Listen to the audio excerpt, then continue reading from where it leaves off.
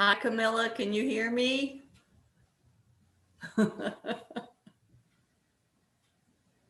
Oh, I forgot to unmute my microphone. Hi, Sue. Yeah, I'm trying to, but you can hear me, yeah? Yes, I can. I wasn't sure if mine was unmuted or not. I always forget. I knew. I'm so bad with this.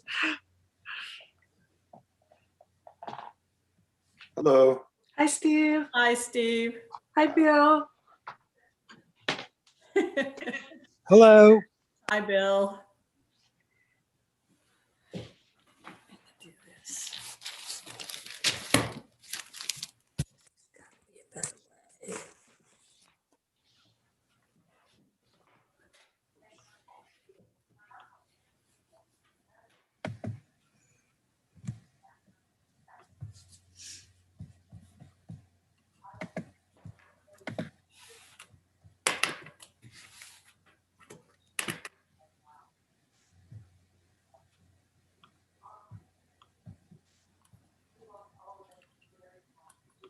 Hi, everybody.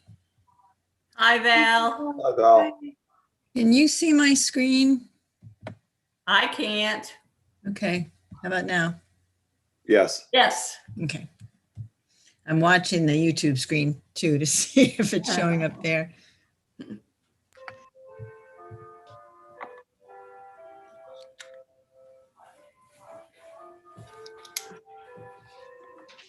Everybody. Hi, Hi, Tom. Tom. Hi. Nice to see you. Hi, Stephen. Hi, Sue. Hi there. And Val, I think you must be on if we're seeing all this great stuff. Yeah, unfortunately, I cut off another meeting, Oh, not knowing that that meeting was happening. so is the village uses just one account? Well, so I gather. Yes. I believe that's the case. Bill, yes. Yeah, we were coming to a close anyhow. Yeah, I apologize. Oh, I'm sorry. Are we in on somebody's meeting? Not anymore. Okay. They opened another link. Got it. How's everyone? Doing well, thank you. Good. Give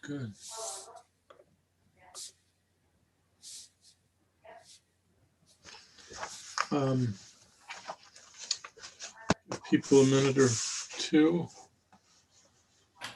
Val, do you feel in control of the live stream? Or sorry, that's, Yeah, live stream is up too. oh, it is. Okay. Yeah. Okay. I just got a note from Pat that she's watching on YouTube. And I'm trying to think if there's a way to patch through. I think at some point I will just call her and we'll just have to hear it from my speaker, I think is the only thing I can think Well, of. she can enter something in the chat and I can read it. Oh, okay. All right. That might be a little more convenient, although, yeah, let's try that. Hi, Chris. Hey, how are you? Good. Nice to see you. Everything Nice to see okay? you all as well. Yeah, you know. Right. Another day. It's always with an asterisk now, how everybody's doing. Yeah. So, Well, Tom, Pat is going to be on YouTube, but not on her phone at all. Is that what you understand? yes, she said that she was having Zoom problems on her phone. Okay. So I think that we are all assembled, and Pat is watching on YouTube and standing by. So I'd like to declare the meeting open if everybody's agreeable.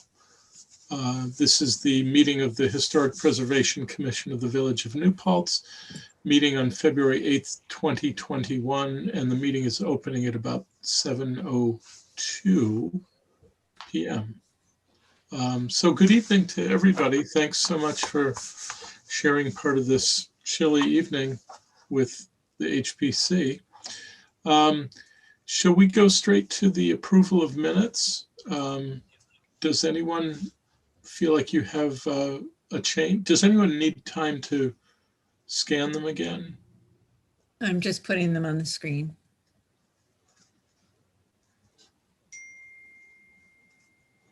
Um,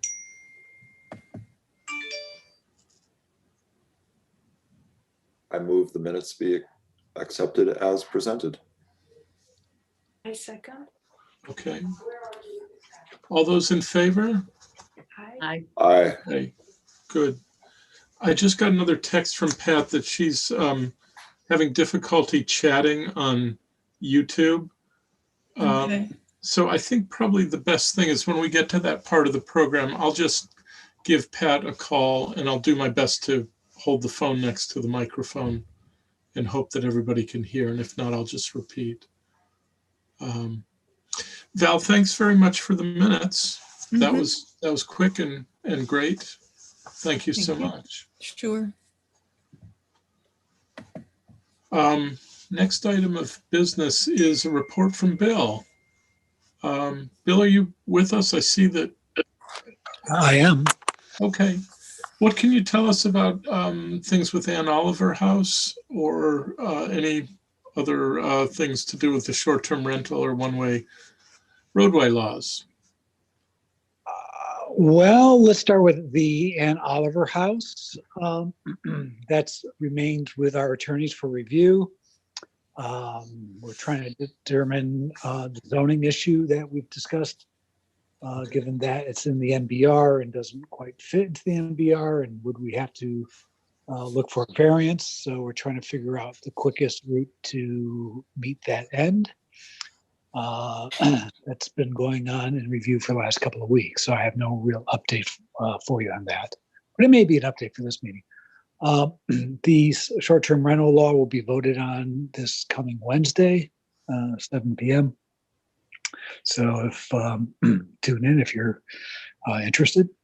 And then the one-way street conversation is continuing. You're referring to the Huguenot Street conversation. Yes. Yeah. Yeah, we're still talking about that. A lot of ideas have been put forth. So we've got quite a bit of community input and we're listening to it all, and we're not making a hasty decision. We're, weighing everything. It'll probably go on for quite a few more weeks before any decision is made. Great. Okay. Good. Bill, is there anything else from the village board that should be on our radar? Well, it all should be on your radar. Specifically on our radar. Let's see. Not that I can think of at the moment. In relation to the HBC. No, nothing additional at this time. Okay. Well, But I great. appreciate the question. Yep. No, thanks very much. That's great. Let's just press on. Item B1, everyone, is, I think, a pretty simple, straightforward request from Dina Du Bois at 65 Huguenot Street. If you remember, it was a little over a year ago that we gave permission to that project after a couple of meetings. She was just about to act on our determination and then her building permit when work was stopped in April of last year. And so the consequences, she is coming up to the 1 year deadline for commencing a project, and wrote a couple of weeks ago to point this out and to ask for an extension based on the circumstances caused by COVID. I will say this seems like a totally reasonable request and an obvious thing that would fall out from COVID. She'd asked for April 15th to start the project, and start can mean something as simple as starting plantings. I actually would like to suggest that we might be a little more generous than April 15th should something else come up, and that could be bad weather or another outbreak of COVID. So I would like to suggest that we might push the start date back to something more like the end of June, just to be really sure and give her lots of elbow room. So that's both the situation and my suggested solution to it. And I'd be grateful to hear any thoughts or any downsides to granting that. Tom, would she be able to start ahead of time then? I mean, if she wanted to start or could possibly start in April, would she be able to? Yes, definitely. And even before, we just, we all know that, I mean, we could have, if we have a late winter, April 15th could be dodgy. Yeah, no, too early Yeah. to do planting. So it's, commence by that date, but any time before, of course. I see no downside and have no objections. Yeah, I have no objections either. I think it's pretty straightforward. yeah. Okay. She should get the extension. Chris, how do you feel? I think that is perfectly reasonable. Okay. So let's just, let's make that a matter of vote. So is someone willing to propose formally that we extend her approval through the end of June? That would be what, June 30th, 2021. I move we extend the COA approval of HPC 1901 until June 30th of 2021. I second. Second by Sue. All those in favor? Aye. Great. And Pat is fine with that as well. So that's unanimous, Val. We can record that and reach out to her today. Will do, and I'll put it in a letter as well. Okay, great, thanks. B2, everyone, is Pat's request from last week. So Chris and Stephen, you might both want to know this. The reason that Pat's coming before us is that her home is a designated landmark, just as Stephen's is. And so exterior work always has to come before the HPC. But I have a much better understanding of what Pat's asking for. So Val, if I could ask you, there it is. The picture at the top is a historic photo of the house before the current roof was put on. And I think you can make out that the roof was a much lighter color than it is today, which you can see in the second photo. And so what Pat would like to do is remove the brown shingling and go to something in the mid beige gray range. So that would be the main roof and then the roofing that slopes down on either side of the front dormer. And that gives us another view of what we'd be talking about. So brown shingling would come off and a lighter shade of architectural grade shingling would go up. Pat, could I ask if you don't mind, Pat, why don't you go ahead and give me a call at this point? I'm going to put you on speakerphone and hope that the other commissioners can hear.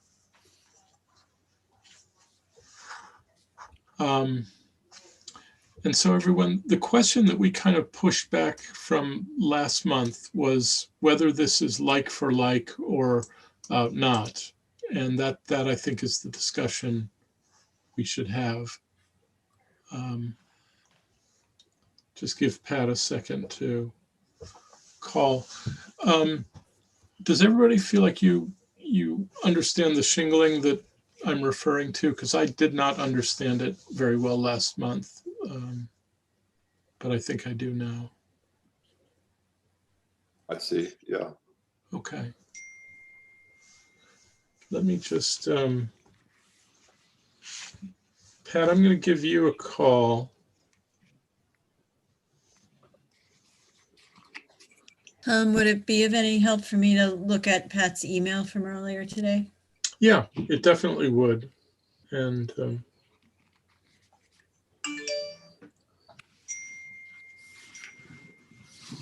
oh, Pat, thanks. Pat, could you just give me a call on my phone, the one you're texting right now? And I will try to share your voice with the commission.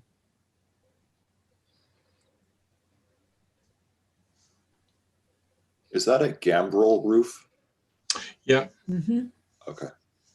yeah.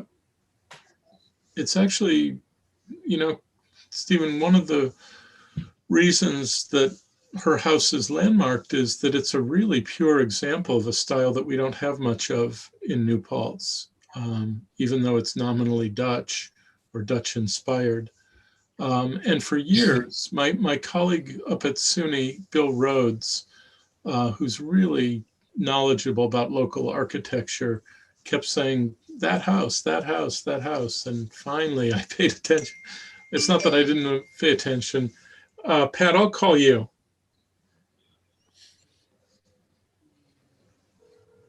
And is that circa the 1920s? Yeah, I believe Pat can fill us in, but I think that's. Hi, Tom. Hi, 29. Pat. So, Pat, what I'm going to do is I'm just going to hold the phone up next to my microphone in hopes that your voice will travel. Okay. Pat, the question just came up. Do you remember the year your home was built? Yes, 1929. And the picture that I took a picture of, which is that old picture on the top, that is actually a picture from the early 1990s when I bought the house. Okay. That's not an historic picture. But what it is it's white shingling on the top, and below the dormers is the cedar shakes. Okay. So it appeared that the whole house had been of cedar, traditionally, but then the owners didn't want to replace all the cedar, so they put that white on top, which, was sort of crazy. And, the assumption is that originally it was cedar, certainly not the white. Yeah. Yeah, no question. So I'm wanting to look more like the cedar, and, an architectural shingle approximates it, and also I see Timberline has something besides the HDZ, which was given to us to look at when a man came who would do the roofing job. But he didn't say anything about this Ultra, which is another, but it's quite a bit more money, I think. I don't know how much more. I might want that, but I don't think I'll do that. I would go with just the regular architectural shingles in a medium gray, with the understanding that cedar changes over time. I mean, it's not going to just be one color. I just know that I don't want a real dark gray, and I don't want a real light gray. I want, somewhere in the middle. Mm-hmm, mm-hmm. And I've seen it on other houses that have my type of coloring and like it. Okay. So I don't know if that's okay, but that's where I'm coming from. Yeah, no, everything's okay. And Pat, just so I'm crystal clear, actually, can I just first ask, is everybody hearing Pat reasonably well? Mhm. Yeah. Okay, great, terrific. And Pat, so Val, could we go to the second photo, the modern one? Yep.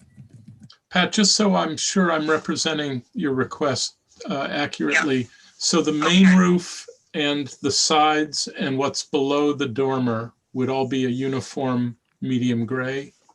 Okay, no, here's the thing. There are roof shingles, and then there are all siding shingles, I guess you call them, right? Yes. Okay. Mm. The siding shingles are brown and will stay brown. Okay. So it's only the roofing shingles that will be gray. Okay. That's actually what I meant. So as we're looking at the facade of the house, everyone, the larger windows at the extremes of the dormer pretty much come down to the last course of siding shingles, and those would stay. But then, Pat, it would be gray from there to the gutter. Is that Yeah, I don't have that picture in front of me, but yeah, that's a little roof that goes around. Yeah, it goes all the way around the house, right? Yeah, it's like And, the skirt. Yeah, Okay. right. I feel like I understand it now. Does everybody? Mhm. Okay. Yeah.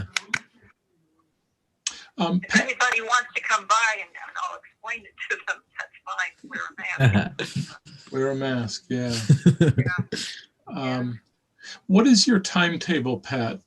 Where are you with your contractor? Haven't notified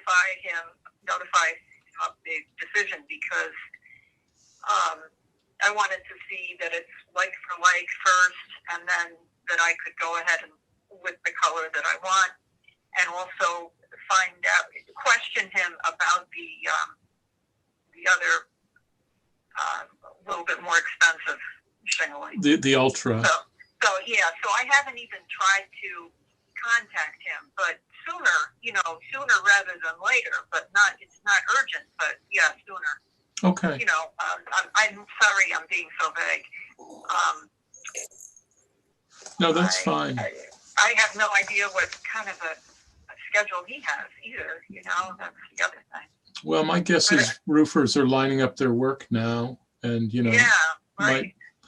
I bet you there's not a lot of roofing that happens much before March 1st, but they might jump in, as weather permits, and they get some assurance of a couple of days in a row. Yeah, I would really like to call him soon, within the next week or so, week or two, really. So everyone, I think the question is, is this like for like enough to be like for like? We are seeing a change in roofing shingle color, but we're also kind of going back to something that, could be seen as falling off from its original. Yeah,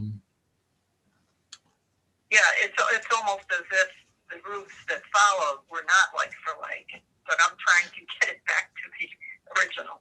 Yeah, and I think especially, Val, if we could see that historic photo one more time, I think that's from the 1990s. That's not really historic. Well, yeah, or to me that has the problem of the roof not being uniform on the wings. So I'm in favor of what you have in mind, Pat, which is to Thank you. continue the roof material. And it looks better without those giant shrubs in front of the house. Yes, it does. Yeah. Quick point of clarification on the gambrel ends. That's all siding shingles and will stay as is. I believe so. Pat, that's true that on the gambrel sides, the north and the south sides, that's all siding shingle rather than asphalt shingle, right? Right. Yeah. Right. And, yeah. In fact, that was a darker brown, the siding shingles, and there was some. This is going to sound ridiculous, but a little confusion when it was repainted. And it's really not the color I wanted. I wanted the darker brown that had been on it. So, if I could get some more money, I would bring the slightly darker brown back. Got it. Which isn't much different, but it's truly what it even was when I put it. So most of its life, it was a slightly darker brown, not this warm chocolate brown. Got it.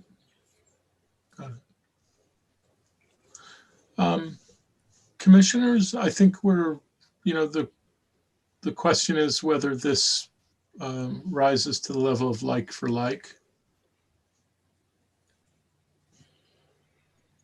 I think since we're trying to get it back more towards, what it should be, I'm comfortable with saying like for like. I feel the same. I also have some assurance that Pat knows the stakes of historic preservation and will work within that. Pat, you won't be able to vote on this, but Chris can in your stead. Chris and Camilla, and Stephen, do you have comments or questions? A suitable like for like. Mm-hmm. Camilla, how do you feel? I think so too. I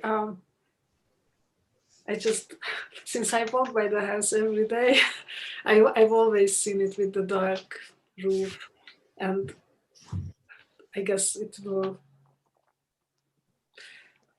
take a while for me to get used to it being different. But I think that it will just go back to a more original state. So Mhm. yeah, I agree with the like for like as well. Okay. And Chris, how about you? Any questions or observations? I think I'm comfortable with it being a like for like, and I wish you luck in the process. Yeah. Those are my feelings as well. I'm thinking that maybe, we should let the record show that our decision, if we decide to vote for it, is to some extent inflected by what Sue said, kind of returning it to a more appropriate prior state. So That's a good way to put it. yeah, so that we're not seen as recklessly approving like for like that isn't 100% like for like.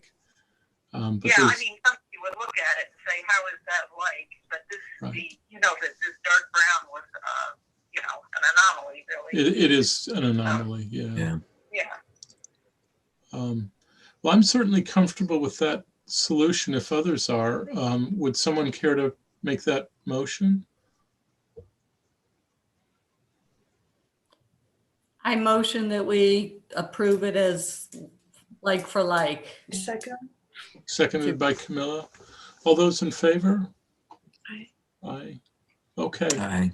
So Val, that's unanimous with Chris Owens voting in place of Pat. Got it. Thank you. Thanks very much. Yeah, of course. Thank you for presenting it, Pat. I just had one other thought. We did encounter this question of ultra once before on Huguenot Street. And the solution we came to there, because they are a lot more expensive, and my recollection is that maybe it's like a 40-year guarantee as opposed to a 30. It's got a little more profile. Yeah.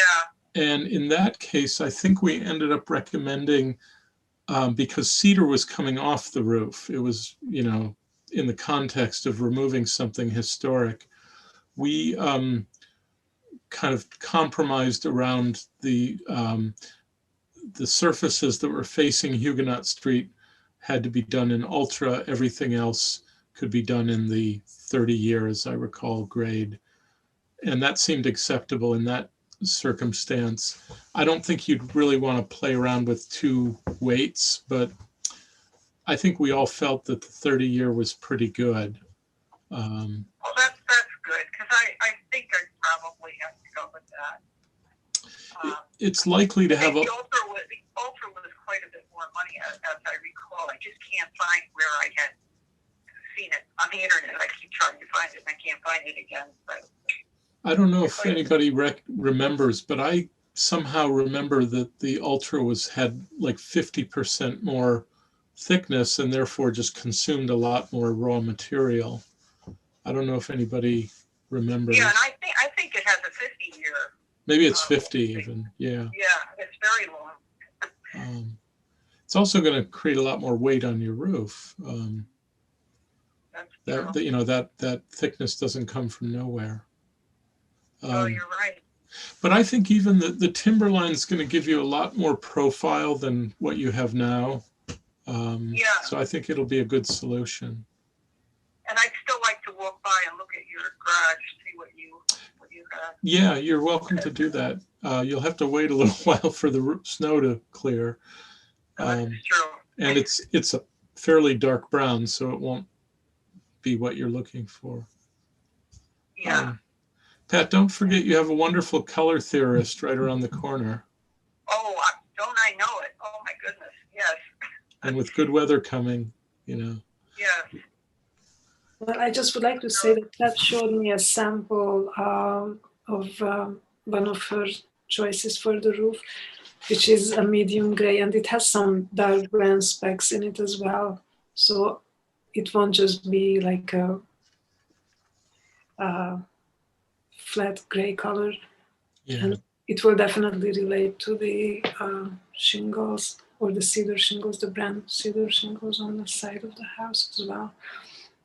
That's great. So, Well, Pat, that sounds absolutely great.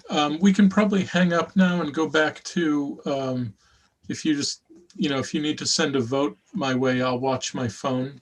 But Okay, thank you so much. I'm so sorry for the inconvenience. oh, don't worry. Don't worry. We're all just doing what we can. Okay. Thanks, you. Pat. You're welcome. Thanks, everybody. Great. So I think we can go back to the agenda, Val. And Bill, thank you. I see your chat. Thanks so much, Bill, and see you around. Great. Have a good evening. Thank you. Good Thanks. night, Bill. Yeah. Thank Good you. night, Bill. So item B3, everyone, is just something to have on our horizon. We got an inquiry from Greg O'Lear at 43 North Mannheim, the house that we landmarked and I guess informally called the Igu House on the corner of Mannheim and Du Bois. It's a really wonderful modernist house, architect designed. O'Lear is and his family are only the second owners of that house. He wrote to ask whether there could ever be a possibility of popping up the roof on the house. You may remember from some years back, they've had some terrible trouble with birds destroying the roof. And so they're thinking about options. My answer was pretty generic, but truthful, that there's nothing that can't be discussed, is kind of how I put it. That, you know, as soon as a plan or a notion comes to him, we're quite happy to work with him, bearing in mind that that's a very sensitive house that's got, you know, a really clear architectural vocabulary that we want to be thoughtful of. And I think he understands that and obviously appreciates his own house. So because it's a landmark and such a distinctive structure, I think we want to go carefully, but, you know, I pledge that we are open to all reasonable proposals and would work with him at whatever level and through whatever process they might need. Is there anything anybody would want me to report back to him?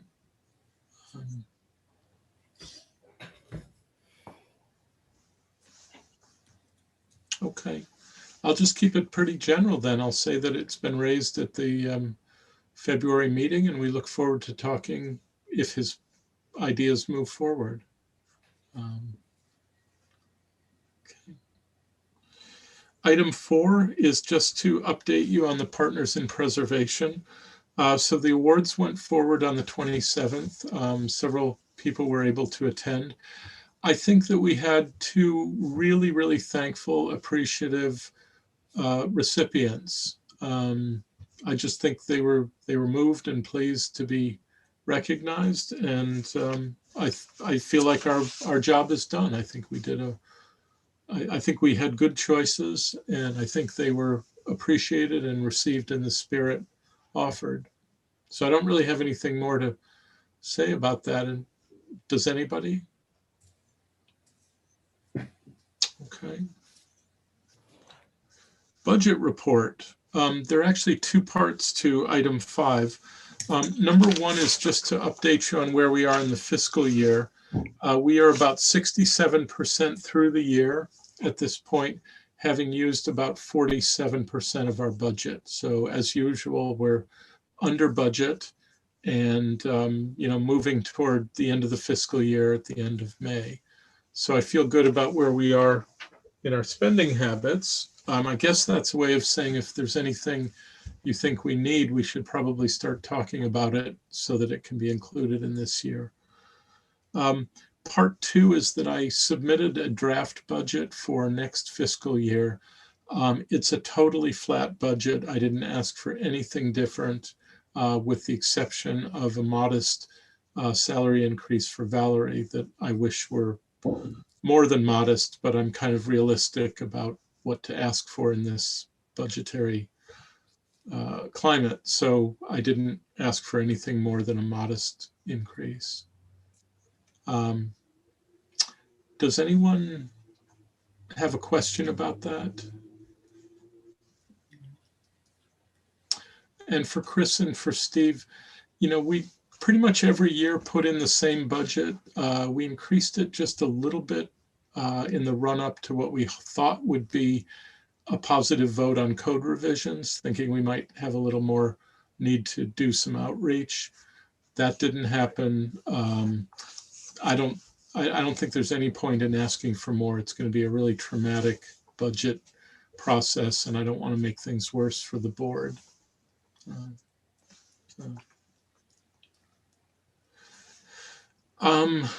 So code revisions, item 6. One of the things that was noted in the January minutes is that I would be reaching out to Tim Rogers just to kind of take stock of where we are and where we might ever be able to go before COVID passes. And I've done that and just asked for a meeting, and that's where it stands. We haven't met yet. I don't think there's a whole lot of urgency, because I'm pretty sure that the board has, actually, I don't even have interest in ramming something through without due public input. So I think that, we need to get to a different place with COVID before we can realistically expect that there'll be a vote. Is there anything anyone wanted to add or ask about number 6?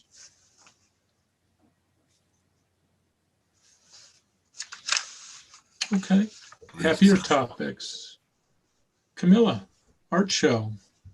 I sent out an email to all the artists on our mailing list to inform them about this year's show and that it's going to be online again.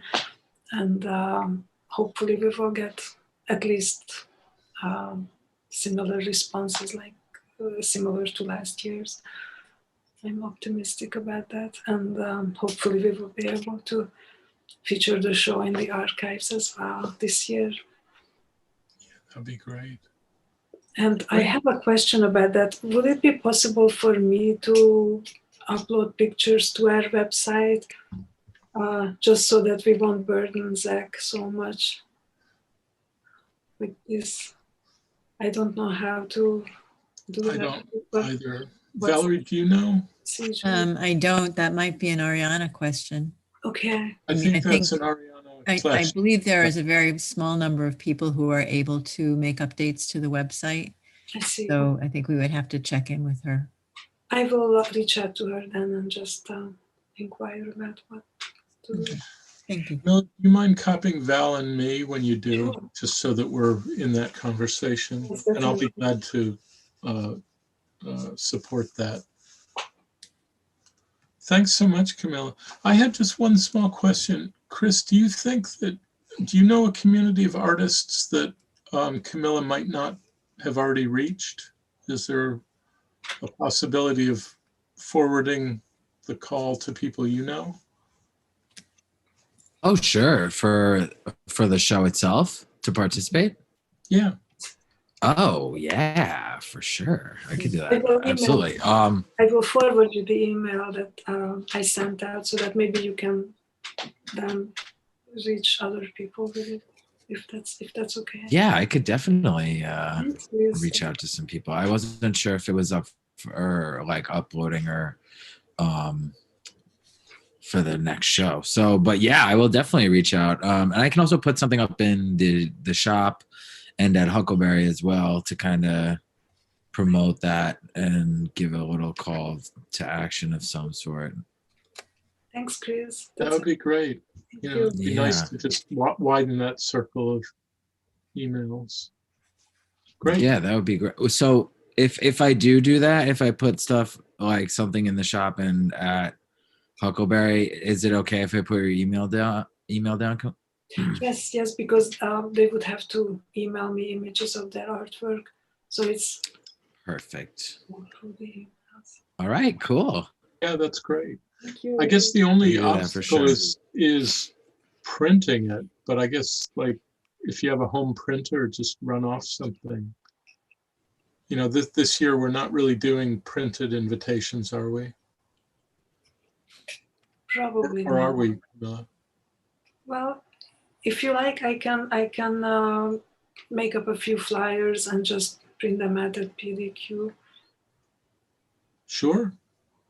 and then get it to Chris. Yeah. That's fine. That's what we've usually done in the past, right? You've gone up and got them printed and then the village can reimburse you. Sure, let's just keep doing that. Okay. Just wear a Maybe mask. just 20 flyers or something like that, nothing major. Or How big are the flyers, Camilla? well, I can make it as small or as big, either a regular A4 or half that size, like a letter size or half of half. Mm-hmm. I'm not sure. Well, I think a regular letter size would be perfect. Okay, then let's, yeah, whatever you think, 20, 25. I feel like if you're doing it, you know, make sure to make enough. Sure. Okay. Okay, that's great. Wonderful. Camilla, thanks for taking the lead on that. It's such a nice event, and we're going to end up missing 2 live versions, but I hope that's the end of missing. I hope so. It would be nice to have it live again. Yeah, indeed. Maybe next year. I think our press release went in last week too. I'm not sure. It did. No, Yeah, I saw it. Mhm. Press release went in. Yeah, as well as the press release for the Partners in Preservation, which I Right. actually didn't read. I just glanced to see that it was there. But, Sue, how about anything from Huguenot Street? The only thing is what Bill Murray already talked about of the possible proposal to make a section of Huguenot Street run one way north, as it does on Sundays from the church.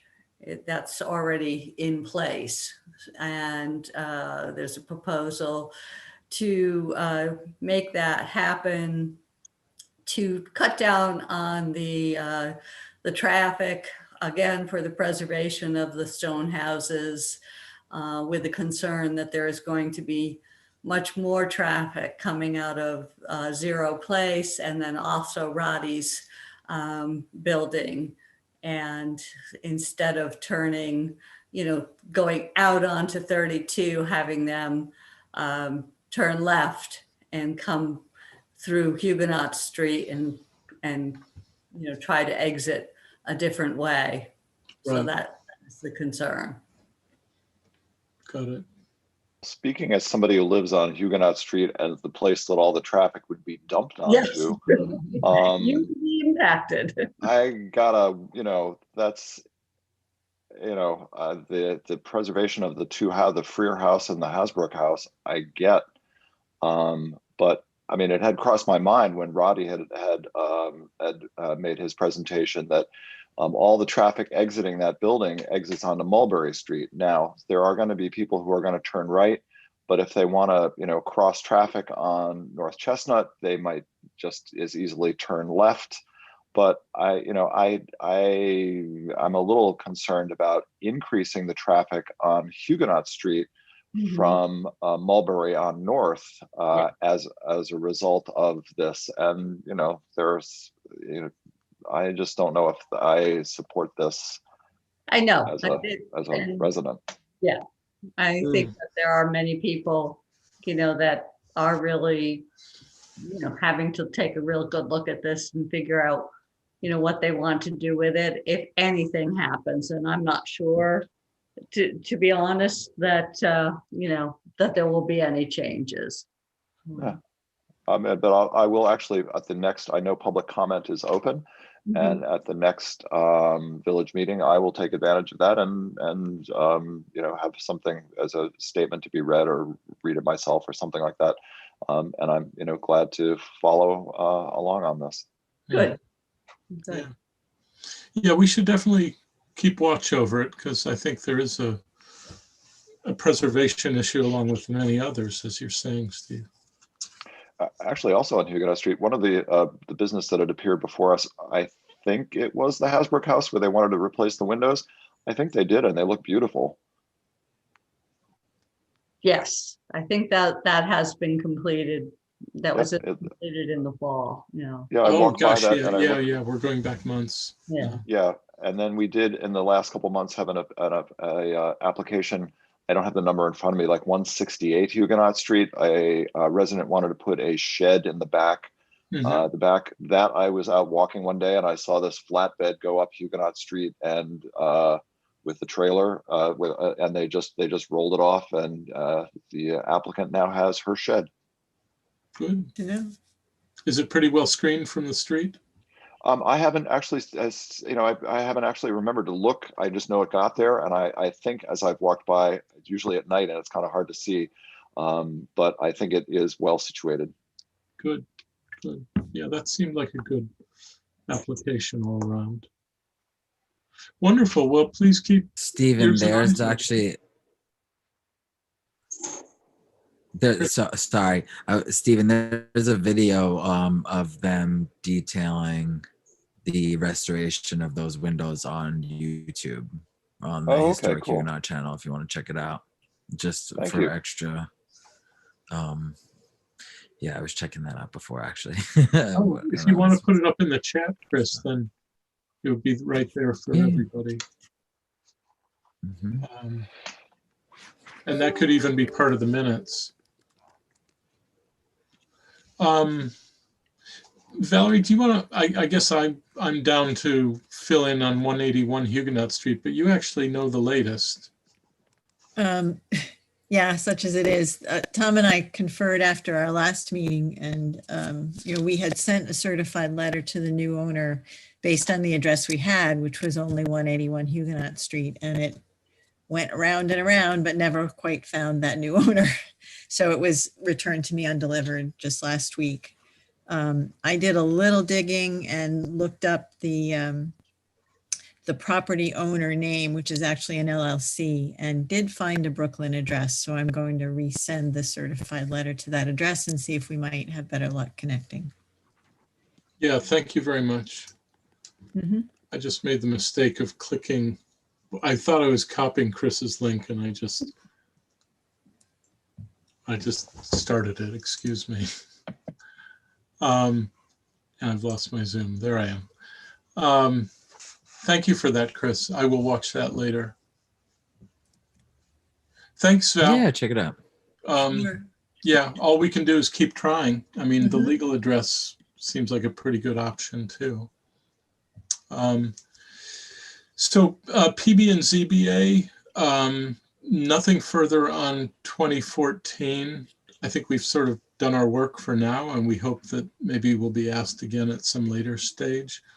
Val, I actually did not see anything on 21XX. Do you know anything more? It's in the pre-application folder. I think there are only two applications in there. Brian Keenan, who owns McGillicuddy's, is planning to do an outdoor cafe, outdoor seating area it's basically behind where Huckleberry's is, I believe, if I'm reading the site plans right, but his apparently had a tenant in the space right beside that who's moving out. So he's going to have a small amount of, I think perhaps interior seating or kitchen. I'm not entirely sure, but most of the seating will be outside. So you will see in the pre-application folder the materials that he has submitted. And I pointed it out here because it is within proximity of 10 to 12 Plattekill Avenue, what's now Runa. Right. Okay. So yeah, we'd better keep an eye on that and make sure that we're consulted.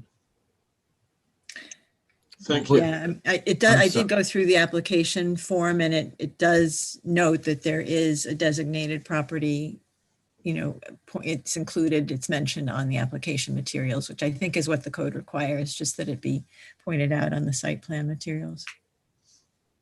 Got it. Although I can't say it Did you was mention specified. I'm sorry, Chris. Sorry, I didn't mean to interrupt. No, go ahead. You had mentioned something about a spot behind Huckleberry. What did you mention? Just, I'm curious. McGillicuddy's. I think you just misspoke. Okay. Yeah. Yeah. That's my bad. It's McGillicuddy's. It's like, huh? Yeah. Yeah, that came out of my mouth, but I think I corrected myself. Anyway, Brian owns McGillicuddy's, and it's right adjacent to that property, but outdoors. Okay. It is also adjacent to the municipal parking lot, if that helps you visualize it a little better. Yes. Gotcha. Okay, I will make sure to follow up with the planning board.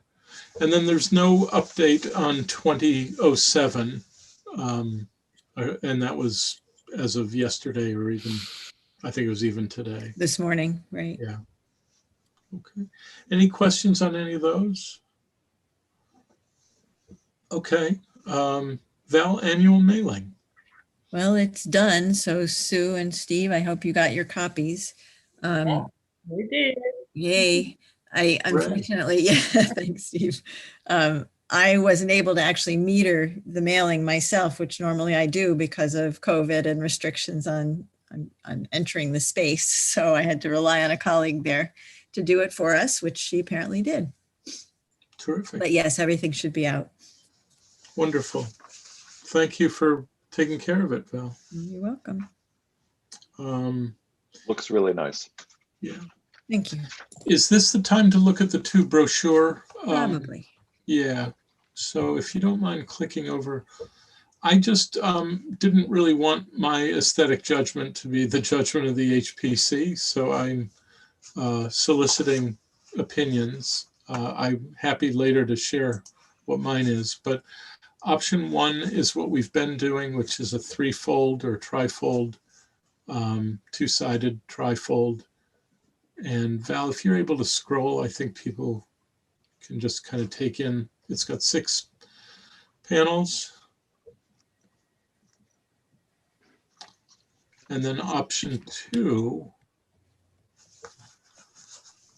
is 3 standard pages.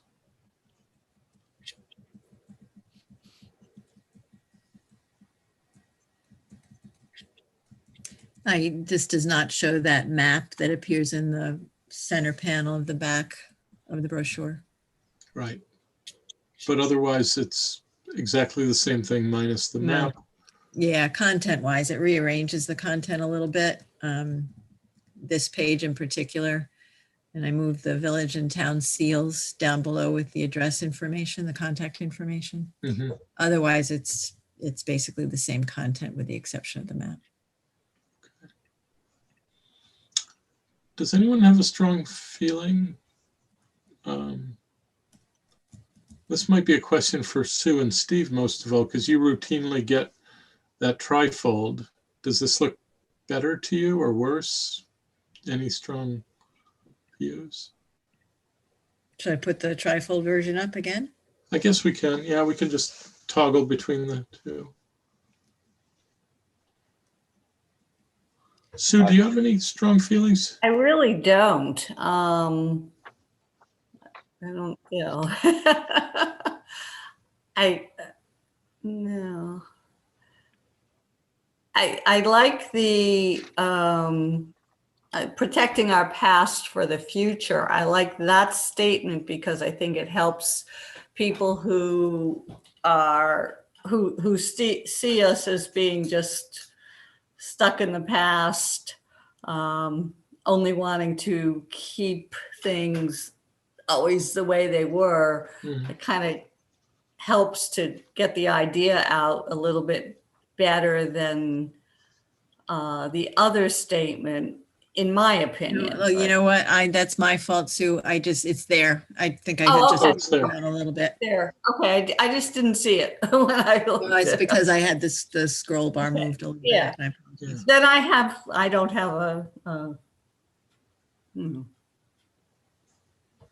Stephen, do you have any strong feelings? You've received a couple of these over the years.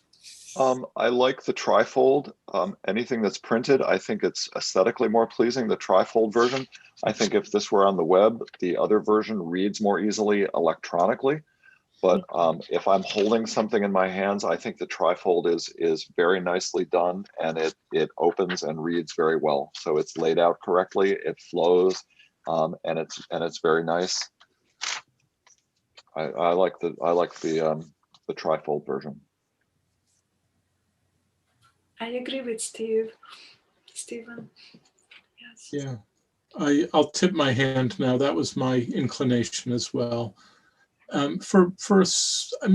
Maybe a related reason, I think that somehow the brochure has a little more staying power. The sheets feel like, mail that then you would recycle, whereas maybe a brochure, because it's one sheet folded twice, maybe stays in a drawer or folder. Chris, do you have any strong feelings, or Pat? I agree with Stephen with the like the pamphlet for a handout for the trifold printout, and then I like the way that the other one reads as like a scroll up and down.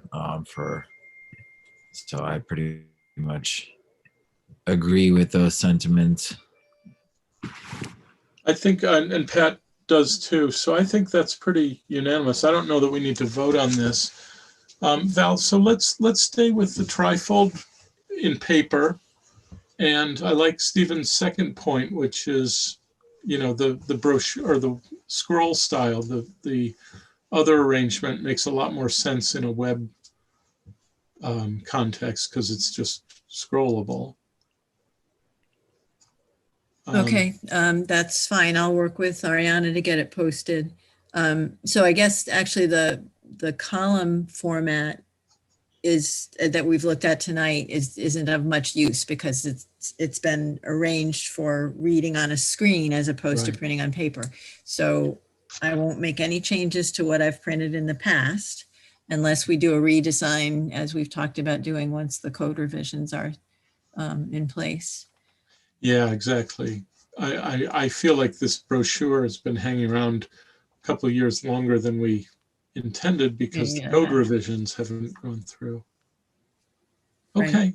Okay. Great. Thanks, everybody. We seem to be in complete harmony on that one. So item number 12, I'm really pleased at how quickly this meeting is going, by the way. Preliminary discussion of our annual report. The annual report is a pretty basic thing. It mostly just asks how many meetings you had, whether there were any problems, what are your goals. I did a first draft and passed it over to Val actually just this afternoon or this evening. If you'd like to know more, I'm happy to share the draft or maybe Val could. It's a pretty straightforward 3 to 4 page document. The thing that I was emphasizing in this particular report is, as we continue to press for code revisions, we might appreciate some help from Albany, from SHPO, whether it's legal advice, whether it's just practical advice, whether it's models from other communities. And we've already had some pretty good help on the architectural review model. So some of the ideas that I floated a few months ago came out of other communities that were pointed out by SHPO. So that's really what I had to say about the annual report. It's not due immediately or anything, so it would be easy enough to share either a very final draft or the final version next month if we'd like that. Or if you'd like to see more now, we can bring it up. I'm not going to be able to access it now without going to my email, which I think will probably cut off Oh, okay. the YouTube connection. So I'm sorry. Unless can you open yours? And I probably can. Is anyone interested enough for me to try? Not tonight. I mean, I'd be interested. I'm in the middle of filling out a report to the state myself, but I mean, I think getting SHPO help would be great. Anything you're pursuing along those lines sounds reasonable. Anybody else? That feels comfortable to me, Stephen. I mean, I can even probably, I would guess within the next 2 weeks, we'll have it fully drafted and we can just send it out for comment. And if there's anything controversial, we can wait for the meeting to discuss it. And otherwise we can just send it in if nobody has any suggestions. Sounds good, Tom. yeah. Okay. Well, some of the accomplishments that I intended to highlight. One is the restoration of the signage at the African American burial ground. I think that's, in some ways above and beyond our charge, and I'm proud that we did that. I wanted to emphasize that we continue, despite COVID, to have art shows and give Partners in Preservation awards. So, it's a good report in a very unusual year. I think maybe more worthy of discussion is whether we have any interest in putting in a grant. For Chris and for Stephen, these grants come up typically once a year, but not always. It depends on federal money, I guess. Basically, they're matching grants, and inevitably that takes an awful lot of time and volunteer time to make up the match. And I'll say, honestly, I feel a little exhausted just by COVID and things to take on, a big project right now. I still kind of feel like out in the wings is the oral history project, but I would really like to pilot that and do, half dozen or dozen interviews before going after grant money, just to see if we really like the product. So personally, I feel kind of disinclined to try for another grant, maybe just selfishly and because I don't have a burning idea, but I'm not the only one who gets to vote on that. So are there thoughts about the grant cycle? I would agree with you, Tom, because again, we really don't know. We may be looking at an architectural review board in the fall, and that will be a lot of work. That's going to be a lot of work. Yeah. I would say that the grant cycle and the organization cycles don't always line up. I would certainly defer to your judgment on this, Tom. Well, they can be great things, but they come at a cost. And I think Sue's point is really germane here. I mean, if we find ourselves with an expanded mission 6 months from now or 10 months from now, that's going to take up a lot of our energy and time. Camilla, are you comfortable with that? Yes, definitely. And Chris and Pat, same for you. Are you okay sitting it out this year? Think of all the years to sit it out. Maybe this one would be the one. That's nice and clear. Okay, let's move on. That can be our decision, and obviously there'll be chances in the future, and maybe need areas. I don't feel like we're in a high need situation right now. Val, number 13 was in case you heard anything from Susan Stessen-Cohen. Have you? I did get a response to my email. She's more likely to have a report for us next month. Okay. That sounds very good. I do have a few things I just want to mention for Black History Month. Sure. Just for anyone that may be out there who is interested in learning about Black history around town, Historic Huguenot Street really does have some great online exhibits that they've posted. I was walking the other day on Broadhead Avenue, and they have like really great signage out that kind of explores Jacob Wynkoop, who is obviously a famed Black home builder in the town. So it really gives a lot of history on that. There's also some new signage down the block that they kind of give more acknowledgement about the houses and how they were built by the early Black community of New Paltz. And so I think if anyone's looking to learn more in honor of Black History Month, then those are some good resources for you out there if you want, if you're listening and you're watching. And also I know that Commissary has is working with Nina Tucker, who is an anti-racist educator at SUNY New Paltz, and they have Black artists featured, and 100% of whatever is purchased goes directly to the artist. So if you're looking to support Black artists for Black History Month, that's a resource as well. So yeah, I would just figured I would That's mention. terrific. Thank you, Chris. Yeah, that's great. Thank you. Yeah, of course. Yeah, thanks for those good details, Chris. Yeah. You know, I hope a year from now we might be able to do something around Black history and New Paltz preservation, kind of outside Huguenot, or outside what Huguenot Street might do.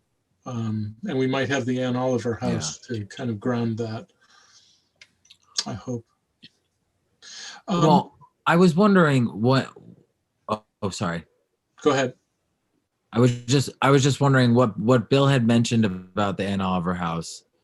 Is what exactly did he mean? So I don't know. I'm not exactly sure what the terms were. Yeah, what I took from it is, so the parcel, it all kind of starts when Stewart's hands over a little cutout of land that they own, because the Oliver House was always on the same lot as this main Stewart's lot.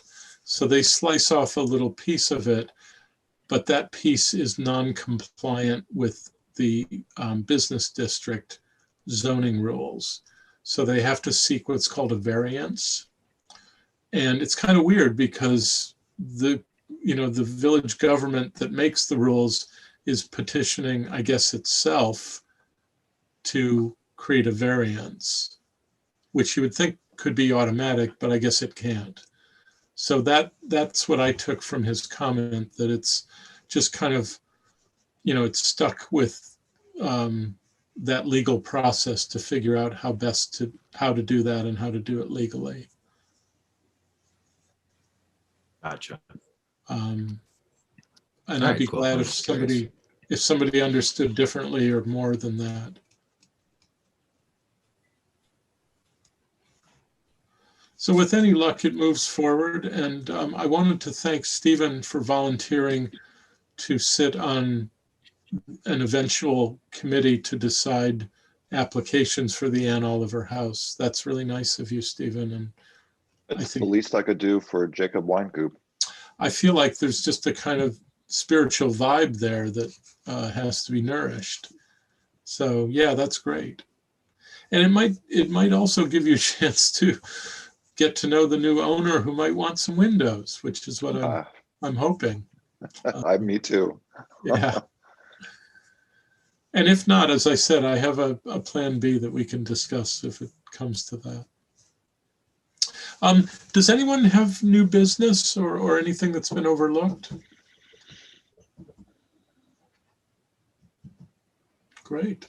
I love a short meeting. I wish they were all like this. I'm quite happy to entertain a motion to adjourn then. I second. Who moved? I'm sorry, I missed that. I saw Camilla's second, but I didn't see the motion. Or maybe, Oh. I think Tom motioned, no? No, I'm not allowed to. Oh, I'm sorry. Move. I thought you did. I move. I just seconded Oh. your suggestion. Yeah. So I think the sequence is Sue is moving, Camilla's seconding. Okay. You all need to take a page from my students. When it's adjournment time, nobody hangs around. They just move. All those in favor of adjournment? Okay. Yes. Yeah. And I'm going to assume that Pat will text me in a second with her approval. Everybody have a wonderful late February. And, next time we meet on March 15th, there may be crocuses. I hope there will be. That would be nice. All right. Yeah. Yeah, pretty, there usually is. So have a great evening, everyone. And I will send Thank out you. the draft annual report and just ask if anyone thinks we need to talk about it at the meeting. Okay. Hey. All right. Good night. Good night, everyone. Good night, everyone. Good night, Thank you. everybody. Good night. Good night. Val, for the record, Pat voted in the affirmative as well. Got it. Thank you. Okay. Great. Okay. Val, let's close this down and then maybe we can just talk for a minute or two. Sure. Give me a minute to stop the live stream as well. Okay. Okay, absolutely. I'm going to close up a couple of windows myself. Okay. Talk to you shortly. Okay, thanks.